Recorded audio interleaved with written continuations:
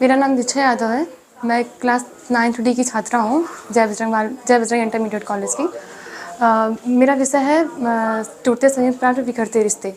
तो मैं इसमें कहना चाहूँगी कि पहले के समय में लोगों का परिवार संयुक्त रहता था, लोग एकजुट रह के रहते थे, लेकिन आज के समय में ऐसा नहीं हो रहा है। लोगों का परिवार बिखर जा रहा है। इसका तो पहला कारण मैं ये मानना चाहूँगी क्योंकि पहले के टाइम में करोड़ों में जनसंख्या होती थी, लेकिन अब प्रेजेंट टाइम में, वर्तमान समय में जो जनसंख्या है वो अरबों खरबों में है और सोर्स ऑफ इनकम भी बहुत कम होता जा रहा है। बेरोज़गारी है क्योंकि जैसे कि संयुक्त परिवार है तो 18 से 20 सदस्य तो होंगे ही फैमिली में।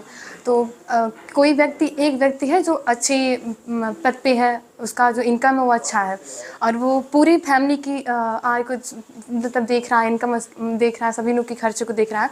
लेकिन जब संयुक्त परिवार है तो स्वाभाविक है कि सबकी आवश्यकताओं की पूर्ति नहीं हो पाएगी। जब सबकी आवश्यकताओं की पूर्ति नहीं हो पाएगी तो ज़रूर है कि कलह ज़रूर पैदा होगा परिवार में। तो वो जो व्यवसाय वाला रहेगा, जो अच्छे पद वाला रहेगा, तो क्योंकि संयुक्त फैमिली है तो कोई कृषि होगा तो कोई किसी के पास व्यापार अपना होगा। तो जब वो अब ज़रूर है कि फैमिली पे अपना प्रभाव डालेगा ही। जब फैमिली पे अपना प्रभाव डालेगा तो लोगों के अंदर उसके प्रति इससे आ जाएगी, वो अपनी फैमिली को अलग करना ज़रूर चाहेगा। और इसी पे तुलसीदास ने कहा था कि बड़े भाग मानुष तन पावा, सुर दुर्लभ सब ग्रंथ निगावा। मतलब कि हम बहुत ही है कि हमको मनुष्य का शरीर मिला है, जिसको पाने के लिए देव भी ललचाते हैं। लेकिन हम मतलब हमारे कहने का मतलब ये है कि हमें किसी के प्रति भी ईर्ष्या दयालु नहीं रखनी चाहिए, क्योंकि हम बहुत ही भाग्यशाली हैं जो हमको मनुष्य का शरीर प्राप्त हुआ है। दूसरा कहना चाहेंगे कि वातावरण, प्रेजेंट टाइम में जो वातावरण है बहुत ही ख़राब हो चुका है। लोग अपने परिवार का नहीं देखते, दूसरे परिवार का अधिक देखते हैं। वो दूसरे परिवार में ज़रूर कलह पैदा करना चाहेंगे। तो इसलिए हम कहना चाहेंगे कि दूसरे की बातों पर ना ध्यान देते हुए अपने परिवार की बातों पर ध्यान दीजिए आप। और इतिहास तो गवाह ही है कि इतिहास दोहराया ही जाएगा।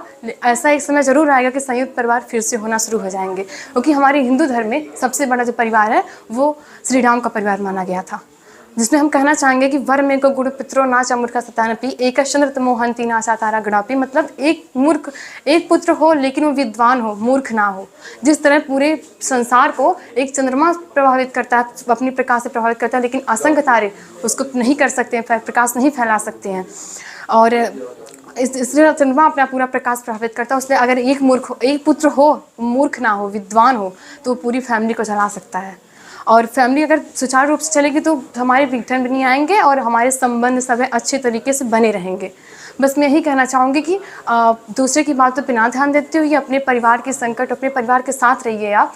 और अपने परिवार में अगर एक व्यक्ति है, इनकम सोर्स के साथ उसका अच्छा चल रहा है, तो आप उसकी बात अगर जैसा वो ठीक ही कह रहा होगा, क्योंकि वो भाई अच्छी पद पे है, तो उसकी जो सोच समझ होगी वो ठीक प्रकार से कुछ समझ के ही कह रहा होगा। तो आप दूसरे की बातों पे ना ध्यान देते हुए अपनी बातों को, अपनी परिवार की बातों को सुनिए, अपने परिवार की देखभाल कीजिए, क्योंकि वर्तमान टाइम में तो संयुक्त परिवार होगा ही होगा। बस मैं इतने कहना चाहूँगी। धन्यवाद।